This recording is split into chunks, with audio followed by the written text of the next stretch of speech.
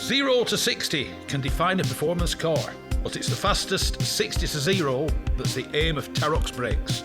From road cars to race cars, circuits, special stages, or the autostrada, nothing reduces speed like Terox brakes. Italy gave the world the art of Da Vinci and Michelangelo. Terox has given drivers the art of stopping. For more information and to acquire your own masterpiece, visit terox.co.uk.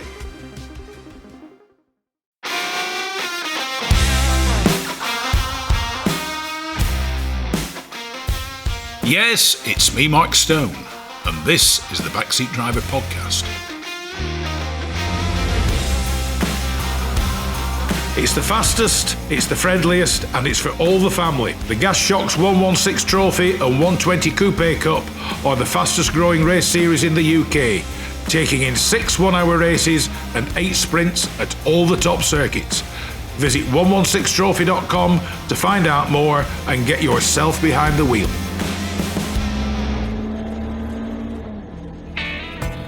From a pot of tea to TT motorbikes. From a classic English breakfast to a full serving of classic cars.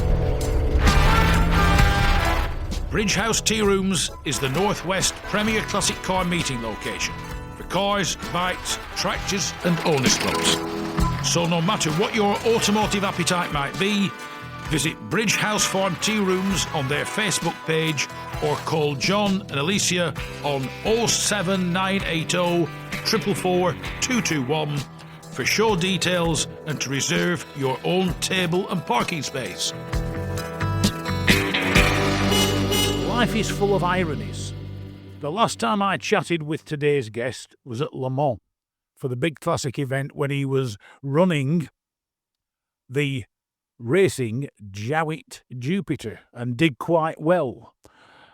Move on a few weeks and we're now sat at the Bradford Industrial Museum for a gathering of Jowetts.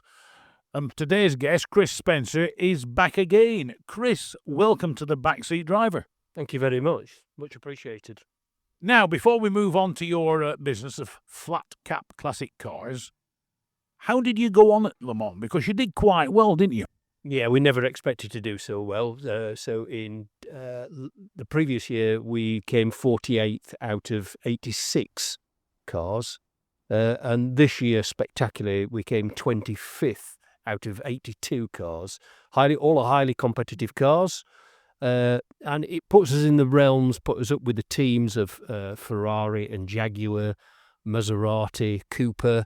We couldn't have dreamed of such a result, to be honest with you.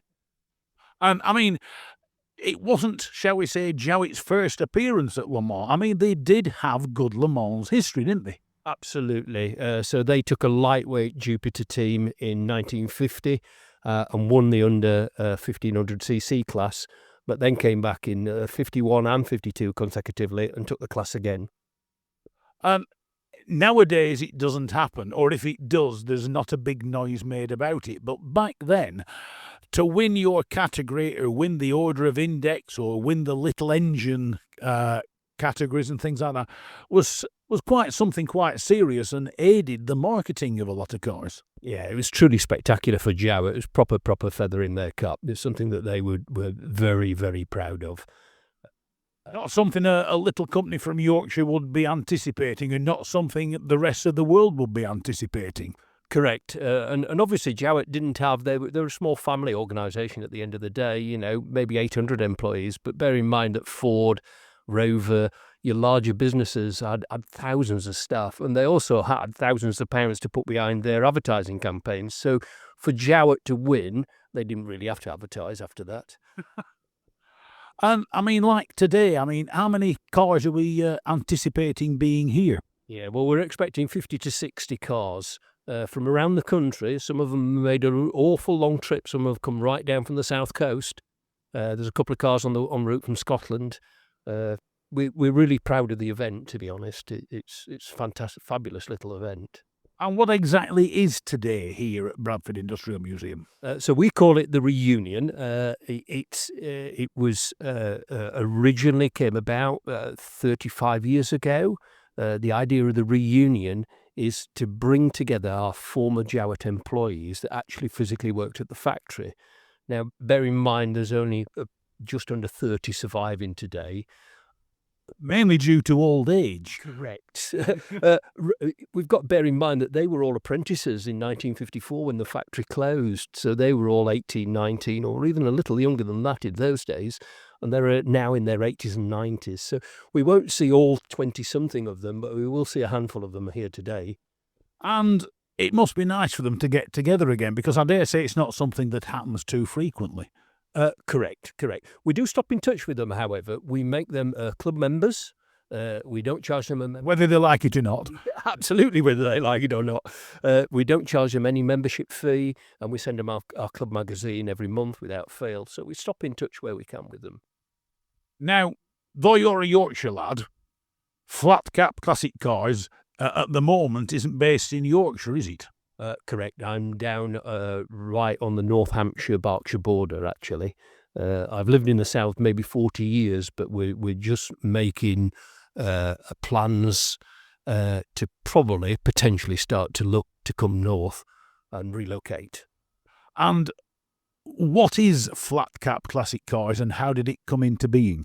Okay, so many years ago, I served an apprenticeship in the late 70s in classic car restoration, something that I always wanted to do. The two gents that I had a Saturday job for had a pair of Austin Healey's in their workshop. So they had a body shop, and I used to go and sweep up there and annoy them and fetch the sandwiches and that type of stuff. But not being funny, that's how it's how people like racing drivers like Mike Wilds and Brian Culcheth, the rally driver, that's how they all started, by doing little jobs in garages. Absolutely. I mean, the two guys there, they taught me how to drive a car around the car park. You know, at age 12, that was something significant as far as I was concerned. Because normally you wouldn't be allowed to do that until you were 17. So I took my inspiration from them. The odd classic car used to come through the workshop, and I used to enjoy it very much. And from there, I took an apprenticeship with a different company then when I left school. Went into classic car restoration, did that for a number of years into my early 20s. But back in those days, it paid a pittance of a wage. It was £20 and the love of the job. I was never going to be able to afford a mortgage. I could only just run a motorbike on that type of money. And I came out of the trade, went into something entirely different. But 7 years ago, at 55, I decided to hang my boots up in that industry, walk away from it. Don't mind me asking, what was it? Oh, so I was in another form of restoration. I went to work for a civil engineering company, quite an exciting career and quite markedly different, but still in restoration. So I left as a senior project manager for a company called Land and Water Services.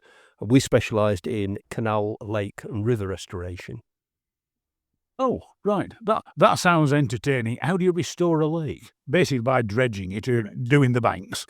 Correct. They fill with silt over a period of years. You have to look at erosion. I became specialist basically in canal structure, historic canal structure, and also in restoration of rivers for habitat, for allowing fish to get between one area to another. Especially when it was confined by levels like a weir or a dam or a lock, enabling fish to get around that particular obstruction and get upstream or downstream accordingly. But the lure of cars was always there. Very, very correct. I've always had classic cars in ownership in the background. They've always been there. There's always been a passion, always been in my blood. So, 7 years ago, I decided I'd hang my boots up, and my wife said, well, you're not hanging around my feet. You better find something to do.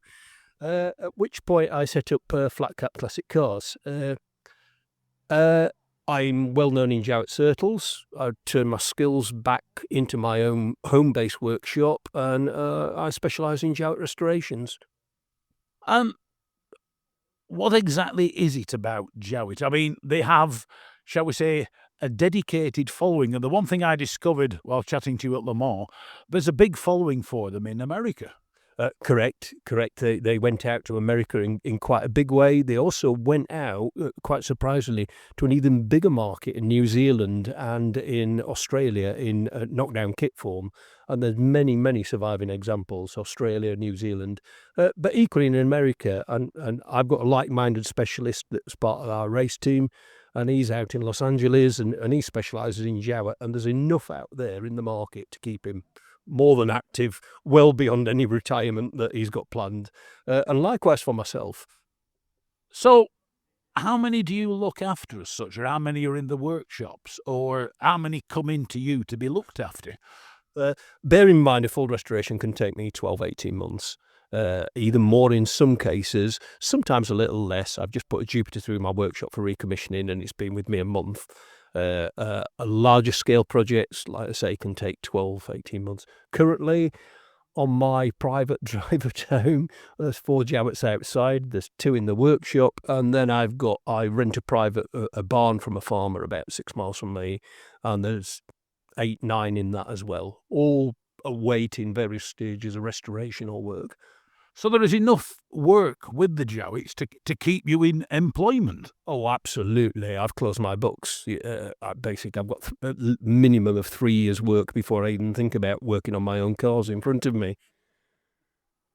But the racing, how did you get involved in the racing side of it? Just basically from what I do in the workshop and me showing an interest and me having, certainly both feet planted in the Jowett Car Club. They've been in existence a long time. I'm a long-standing committee member of well over 15 years now. Just invitation from the teams. There's 3 race teams out there, 2 Jupiters and a javelin race team. And I basically spanner on an ad hoc voluntary basis for all 3 of them. So Le Mans this year, were you just invited to go and do it? Was it something you planned? I was invited. They wanted me to along for the ride and to help out, and it's great to be part of a team. Financially, there's no reward there. In motor racing, there rarely is. No. Typically, a Le Mans entry, you might get an invitation, but there's still money got to change hands, and a Le Mans entry is probably heading for £3,000 now. Yeah, I mean, I was talking to somebody the other week about Mia Beagley and things like that, and you start talking at about £60,000. And another friend of mine who used to do the Classic Le Mans was saying he didn't go home with any change out of another £50,000 to £60,000 after he'd finished. Yeah. The really nice thing from the Jupiter team that we took there this year is that we're quite a low budget team. We will have spent pennies in comparison with some of the other teams. Some of the other teams have got professional race preparation companies that look after their cars. They'll have spent £20,000-30,000 probably even on an engine rebuild, let alone the preparation of the rest of the car just to get the car to the event. Other teams spend nothing of spending £250,000 on their race transporter, let alone their race car. And bear in mind, some of the cars you're racing alongside are £1 million race cars, literally. And some of the drivers are basically what we call fly and drive drivers. A professional team turns up with their car, presents it in the pits, they turn up, they fly in, either by aircraft or helicopter, drive the car and fly back home. They don't really have any genuine involvement in getting the car prepared or looking after it after then. They are there to drive, and that's what they want to achieve. That's fine, but I think there's a lot more fun to be had at the muck and bullets end of the game. I mean, what was the reaction to the Jowett at Le Mans?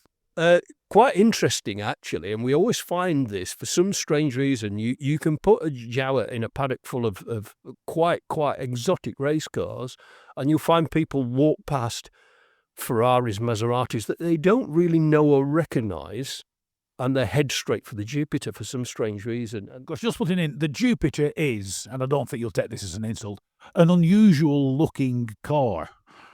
Correct. It looks, a lot of people can mistake it for a mini Jaguar XK, to be honest with you, and some people do out and out mistake it for a Jaguar. Some people that are clueless. But it's a very different car, both in its styling and in the way that it's powered, in the fact that it's a boxer engine, it's 4 cylinders, 1500cc, water-cooled. We get all sorts of stories and all sorts of assumptions, people wandering up to us and say, oh, the engine's in the rear, oh, it's 2-stroke, all of that, it's air-cooled, we get all of that. And of course it's not. It's got quite a unique, distinctive boxer engine sound to it.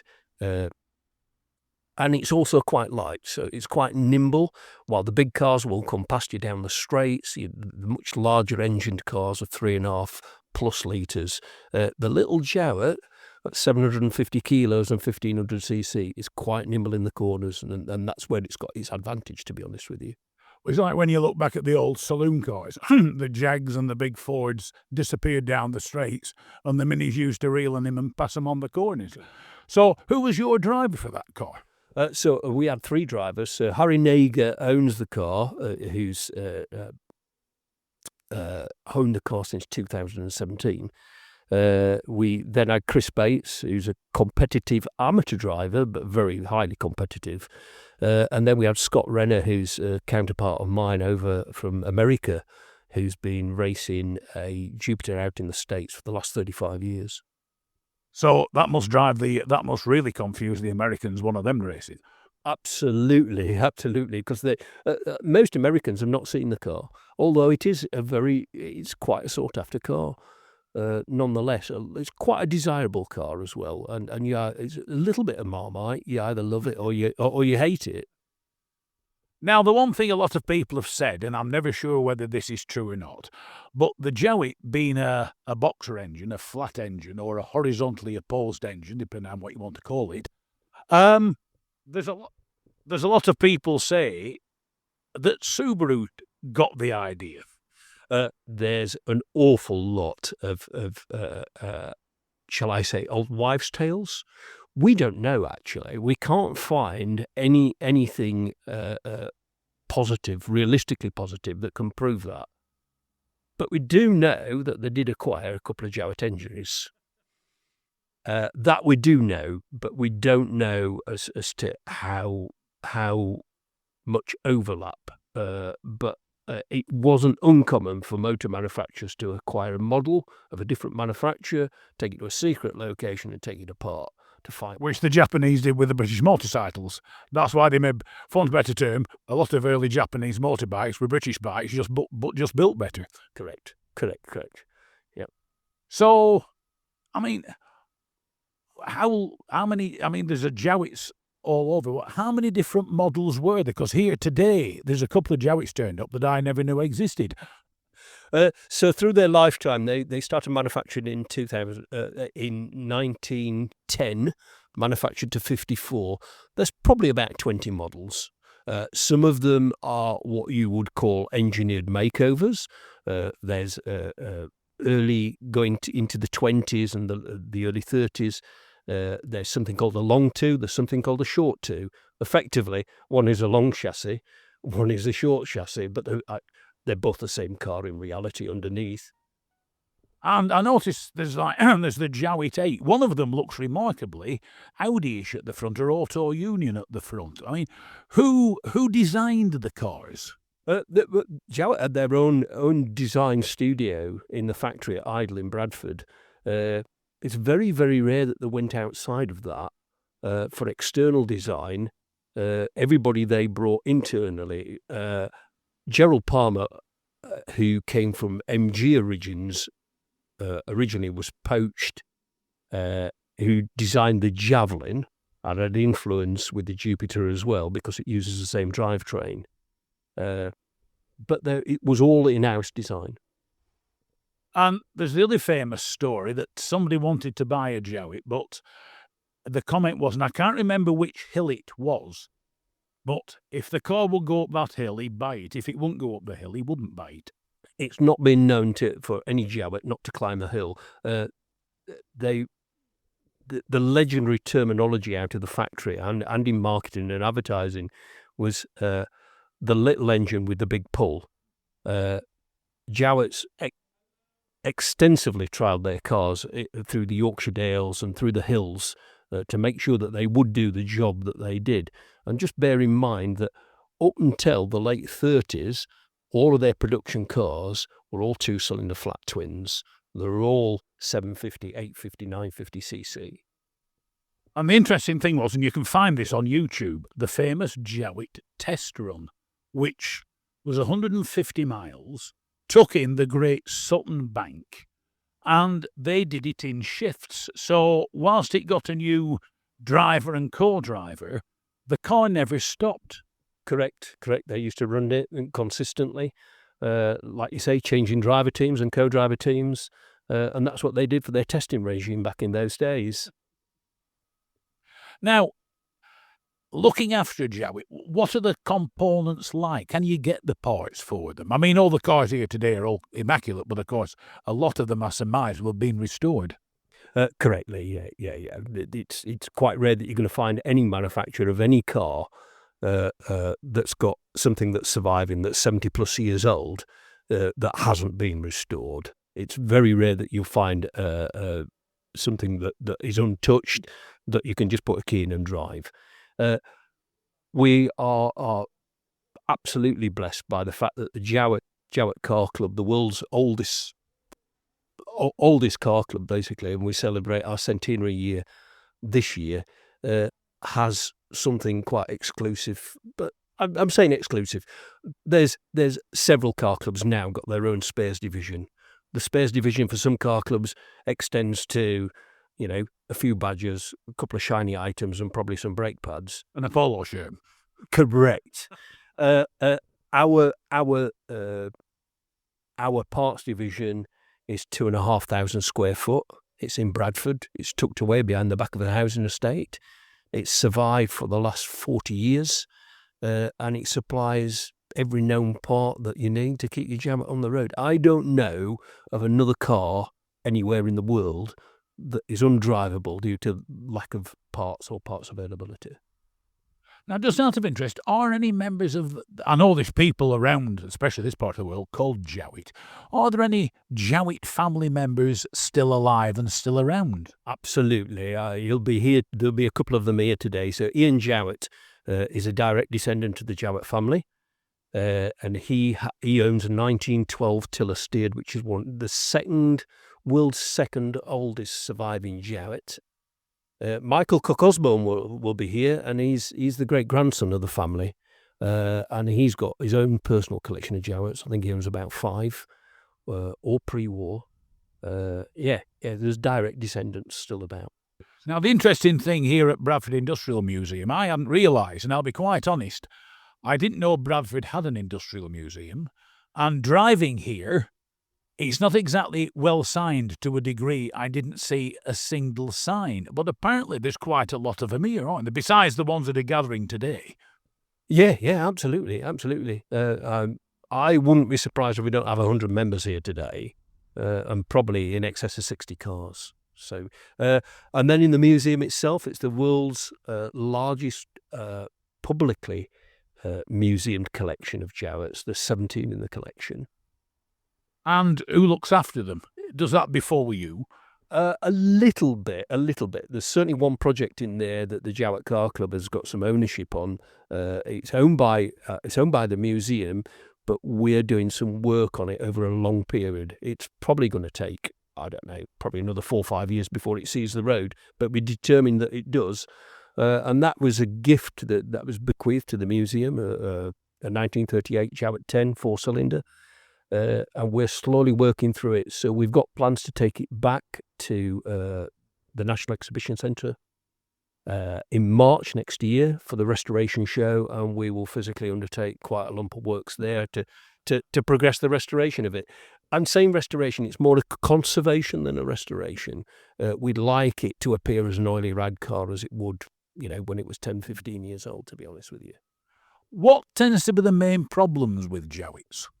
I think it's like any manufacturer. There's a whole plethora of problems that can be either through mechanical neglect, just mechanical use and components wearing out. Look after them and you'll get a decent lifespan out of them.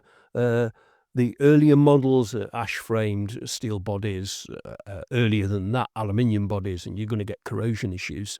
Later on in the Javelins, you're going to get corrosion issues. It's a unitary body, all steel construction. Because just when I got told once that for sales purposes and everything else, they started to cheapen certain bits and aspects of them. But I mean, that wasn't unique to Jowett.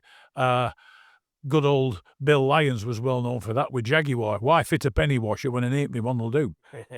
Yeah, absolutely. And bless them, Jowett, they did their best, but certain things that they did have to outsource, and they weren't helped by certain other manufacturers, so they outsourced the Javelin production of the body shell to Briggs Motor Bodies, who were Doncaster based. They're also Dagenham based as well. And the body shell used to arrive at Jowett, complete painted and trimmed, with a wiring harness fitted to it, ready for Jowett to fit the mechanicals in them road test, which was a different way of doing it. Ford could see what was happening because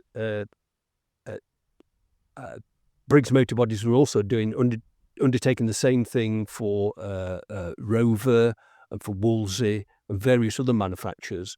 And Ford's real strong move was to go and buy Briggs Motor Bodies and then stop subcontracting any production. So it eventually taking players out of the market, for want of a better expression. Now, was there any reason why nobody wanted to buy Jowett? Or was it not offered for sale? It wasn't offered for sale. There were two families involved. One of them had the finance, the other one had the ideas. The ideas had a way forward, and they had several prototypes with the Bradford CD. They had a replacement for the Jupiter. They were working on a replacement for the Javelin, but the financial strings of the company didn't really want to progress any further. Any real reason that you know of? Not really. It's all historical, and you can go quite into depth and you can analyse it quite deep. But in the end, the factory closed. They weren't bankrupt. They didn't owe anybody any money. There was no outstanding debts, and the assets were sold. Now, the interesting thing is to return to the design. You look at the Jupiter and you look at the Javelin, and you could say they were not so much an early exercise, but an early examples of aerodynamics. Absolutely. Wind tunnels weren't that prominent back in the Javelin days, but the Javelin was the first all-new clean sheet design immediately after the Second World War. So the designs were putting together towards the end of the war. Came into fruition in 1947, and as I say, it was the first clean sheet design. The Javelin has since gone into a wind tunnel, and it's got a superb drag coefficient of somewhere around about 0.36, which is... Well, Ford used to make a lot of din about the Ford Sierra achieving that. Absolutely, absolutely. The Jupiter was cutting-edge design in a lot of ways, in the fact that it was one of the first tubular space frame chassis ever used. It predates the Jaguar C-Type and D-Type. And apart from the racing and things like that, I mean, did they have a competitions department? Did they actively go out and do things? Yeah, they did. They did. Certainly, the factory cars went to Le Mans, but there were independent teams out there as well. The Javelin did very well in the Tulip rallies, and independently, the Jupiter did well elsewhere. Won the 1951 Lisbon International Rally, and I've had that car in my workshop that's owned by one of my clients. I didn't understand. I thought the Lisbon Rally, 1951 Lisbon Rally, was one of these weekend amateur-type affairs, and it turns out that it's not. It's 3,000 miles over 9 days through 11 countries.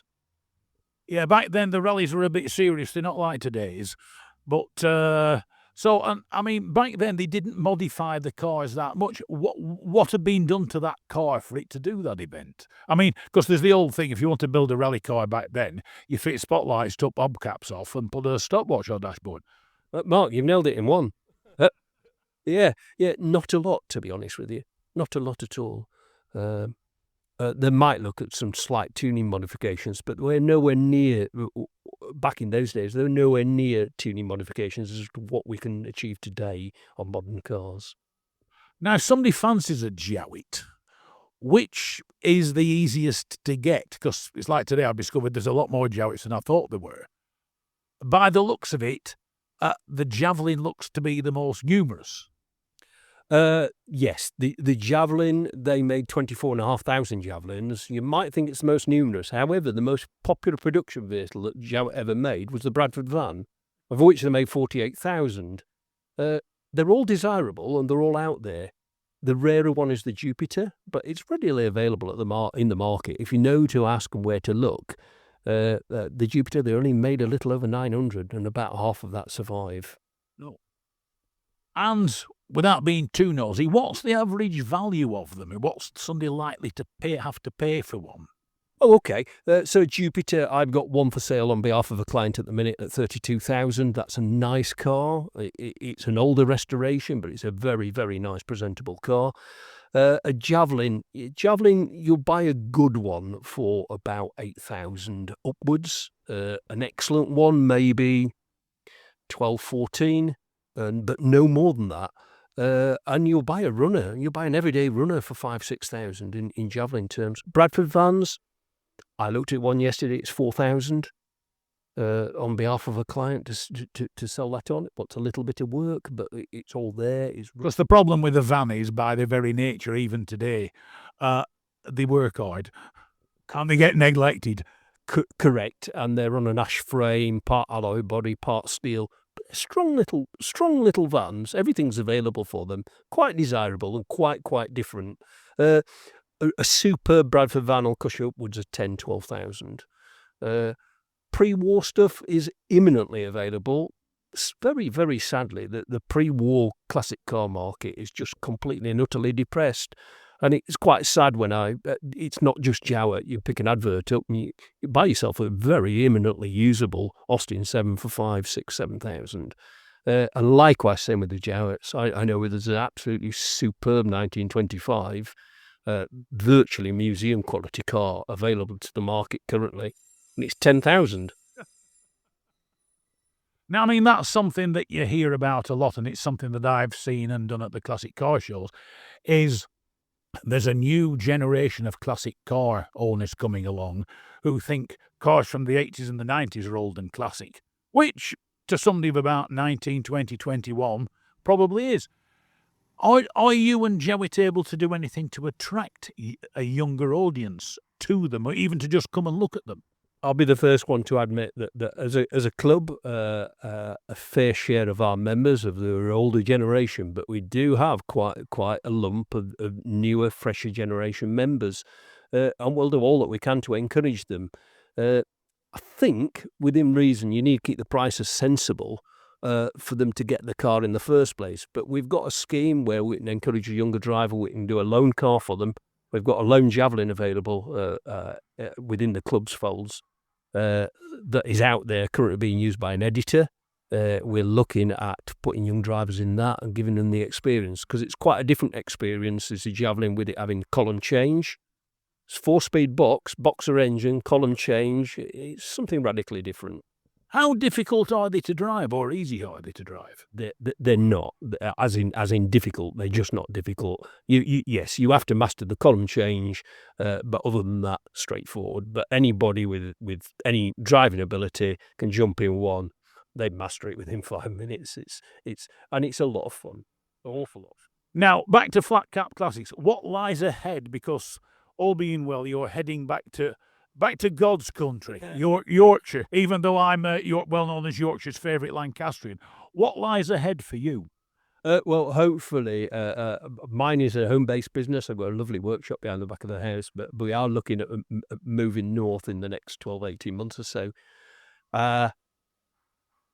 Hopefully larger premises. I don't want an empire build, because this is very much my what I call a semi-retirement, but a 70-hour a week semi-retirement. So I've got a rather strong order book that I've closed. I've got several cars of my own that I'd like to get restored, but I've also just been offered the opportunity to build a new Le Mans Jupiter for 2025 for our campaign. And what will that entail? I mean, how do you turn a Jupiter into a Le Mans car? You have to look at Lightning. You must look at Lightning, but a competitive, good, solid, strong engine. And that means an awful lot of work when you're working with 80-year-old crankcases. And you're trying to keep them together, and they weren't made of the best of materials originally. What you don't want to do... some of the teams have got the money and finance behind them to do it, to go away and get cranks forged and get new components made. We want to race with as many original components as we can. But some Lightning, some race engineering, some tweaks here and there. Just out of interest, when you're building a car for Classic Le Mans, and it's like a lot of the major classic events. How many new parts can you fit, or how many improvements can you fit? You have to be very, very careful, because you have to go to FIA regulations at the end of the day, and they will inspect the car before they'll issue the race car license for the car. And without that, you can't race. You then get scrutineered when you actually physically appear. The last thing you want to be doing is taking a car that might not get its race license, and secondly, get knocked back on scrutineering. You've already done months and months and months of race preparation. You've poured thousands of pounds into a race car, and for you to turn up and for the scrutineer to say, I'm not happy with that. And if it's something like you've made a radical change, like you've gone to disc brakes when the car was originally fitted with drum brakes, if they've got any inkling or any idea, and bearing in mind we live in the days of you can access media and information within seconds via the internet, if they've got any idea that you've made something that what they qualify as a non-period modification to the car, you'll not be racing. And you've just spent all that time and money getting there. You're going to waste your efforts. So it's better to try not to push the boundaries. But the other thing about Classic Le Mans is everybody thinks it's a nice gathering of old cars, which it is to a degree. But the racing is serious. They don't just parade around. These cars race and race hard. Oh, absolutely, without fail.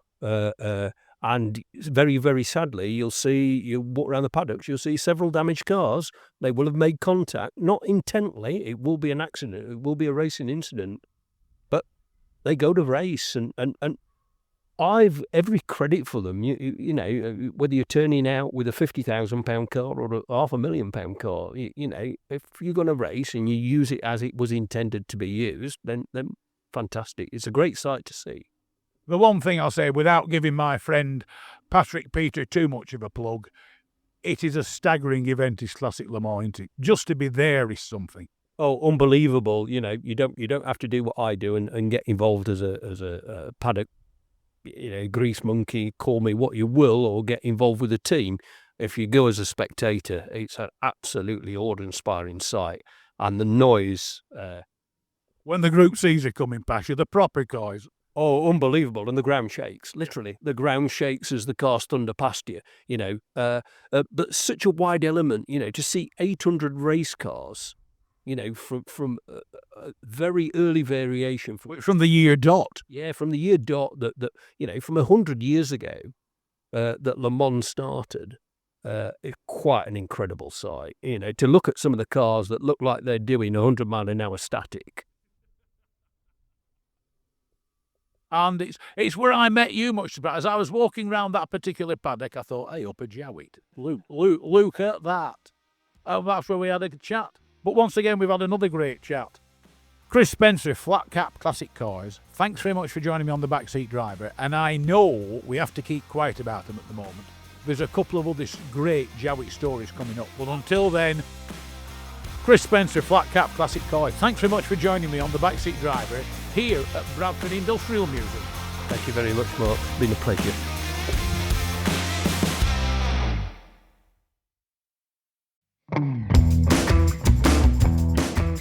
Rarely beaten on price, never beaten on service. Whether it's cars, bikes or commercials, Hodder Tyres are the best in the business. And when it comes to tyre expertise and advice to supplying the correct tyres for your vehicle's specific requirements, nobody comes close to David Lakin and the Hodder Tyres team. So give them a call on 01200 613 192 or visit the website at hoddertyres.co.uk.